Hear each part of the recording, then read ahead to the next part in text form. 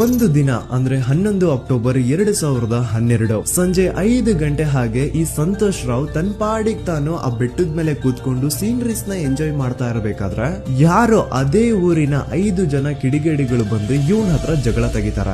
ಈ 5 ಜನ ಯಾರು ಅಂತ ನಂತರ ಹೇಳ್ತೀನಿ. ಸೊ ಈ 5 ಜನ ಕಿಡಿಗೇಡಿಗಳು ಸಂತೋಷ್ ರಾವ್ ಹತ್ರ ಜಗಳ ತೆಗೆದು ಅವನ್ನ ಅವಾಚ್ಯ ಶಬ್ದಗಳಿಂದ ಬೈದು ಅವನ್ನ ಹೊಡೆದು ಅಷ್ಟೇ ಸಾಲದೆ ಆ 5 ಜನ ಸಂತೋಷ್ ರಾವ್ನ ಪೊಲೀಸ್ ಸ್ಟೇಷನ್ಗೆ ಎಳ್ಕೊಂಡ್ ಬಂದು ನಾವು ಬಾಹುಬಲಿ ಬೆಟ್ಟಕ್ಕೆ ಅಂತ ಹೋಗಿದ್ರೆ ಅಲ್ಲಿ ನಮ್ಮ ಮೇಲೆ ಅಟ್ಯಾಕ್ ಮಾಡ್ದ. ಇವ್ನು ನೋಡ್ಲಿಕ್ಕೂ ಸಹ ಒಳ್ಳೆ ಸೈಕೋ ಕಿಲ್ಲರ್ ಇದ್ದಂಗಿದಾನೆ. ನಮ್ಗೆ ಯಾಕೋ ನಿನ್ನೆ ನಮ್ಮೂರಲ್ಲಿ ನಡೆದಿರುವಂತಹ ಘಟನೆ ಆ ಸೌಜನ್ಯನ ಮರ್ಡರ್ ಇವನೇ ಮಾಡಿದಾನೆ ಅಂತ ಡೌಟ್ ಬರ್ತಿದೆ ಅಂತ ಆ 5 ಜನ ಕಿಡಿಗೇಡಿಗಳು ಸಂತೋಷ್ ರಾವ್ನ ಪೊಲೀಸ್ ಅವ್ರ ಹತ್ರ ಹಾಕೊಡ್ತಾರ.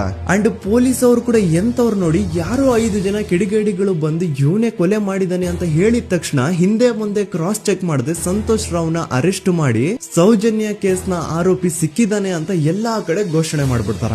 ಜನರಿಗೆ ಈ ಕಡೆ ಒಂಥರ ನೆಮ್ಮದಿ. ಓ ಬಿಡಪ್ಪ, ನಮ್ ಪೊಲೀಸ್ ಅವ್ರಿಗೆ ತಮ್ಮ ಡ್ಯೂಟಿ ಮೇಲೆ ಎಷ್ಟೊಂದು ನಿಷ್ಠೆ ಇದೆ, ಒಂದೇ ದಿನದಲ್ಲಿ ಆರೋಪಿನ ಹಿಡಿದ್ಬಿಟ್ರಲ್ಲ ಅಂತ ಪೊಲೀಸ್ ಅವ್ರ ಮೇಲೆ ಫುಲ್ ಒಂಥರ ಹೊಗಳ್ತಾ ಇರ್ತಾರೆ. ಆದ್ರೆ ಪಾಪ ಜನರಿಗೆ ಎಲ್ಲಿ ಗೊತ್ತಿತ್ತು ಈ ಕೇಸ್ ನ ರಿಯಲ್ ಆರೋಪಿ ಬೇರೆ ಯಾರೋ ಇದಾರೆ, ಪೊಲೀಸ್ ಅವರೇ ಈ ಕೇಸ್ ನ ಮಿಸ್ಲೀಡ್ ಮಾಡೋದಕ್ಕೆ ಸುಮ್ನೆ ಸಂತೋಷ್ ನ ಅರೆಸ್ಟ್ ಮಾಡಿದ್ದಾರೆ ಅಂತ. ಸೊ ಸಂತೋಷ್ ರಾವ್ ಒಂದು ಹುಡುಗಿಯ ರೇಪ್ ಅಂಡ್ ಮರ್ಡರ್ ಕೇಸ್ ಅಲ್ಲಿ ಅರೆಸ್ಟ್ ಆಗಿದ್ದಾನೆ ಅನ್ನೋ ವಿಷಯ ಸಂತೋಷ್ ನ ತಾಯಿಗೆ ಗೊತ್ತಾದಾಗ ಅವ್ರ ಪಾಪ ನೋವಲ್ಲಿ ಕುರ್ಗಿ ಸಾಯ್ತಾರ. ಅಂಡ್ ಇನ್ನು ಅವ್ರ ತಂದೆ ಒಂದು ಕಡೆ ಪಾಪ ಹೆಂಡತಿನ ಕಳ್ಕೊಂಡಿರುವಂತಹ ನೋವು, ಇನ್ನೊಂದು ಕಡೆ ಮಗ ನೋಡಿದ್ರೆ ಯಾವ್ದೋ ಫಾಲ್ಸ್ ಕೇಸ್ ಅಲ್ಲಿ ಅರೆಸ್ಟ್ ಆಗಿದ್ದಾನೆ. ಈ ಕಡೆ ಕೇಸ್ ನ ಇನ್ವೆಸ್ಟಿಗೇಷನ್ ನಡೀತಾ ಇದೆ. ಅಂಡ್ ಇಲ್ಲಿ ನಾನು PSI ಯೋಗೇಶ್ ಅವ್ರ ಬಗ್ಗೆ ಅಂತೂ ಮೆನ್ಷನ್ ಮಾಡ್ಲೇಬೇಕು. ಈ ಪೊಲೀಸ್ ಆಫೀಸರು ಗೊತ್ತಿದ್ದು ಈ ತಪ್ಪನ ಮಾಡಿದ್ರು ಅಥವಾ ಗೊತ್ತಿಲ್ದೇನೆ ಈ ತಪ್ಪನ ಮಾಡಿದ್ರು ನನ್ಗಂತೂ ಗೊತ್ತಿಲ್ಲ. ಸೊ ಇವ್ರು ಏನ್ ಮಾಡ್ತಾರೆ ಅಂತಂದ್ರೆ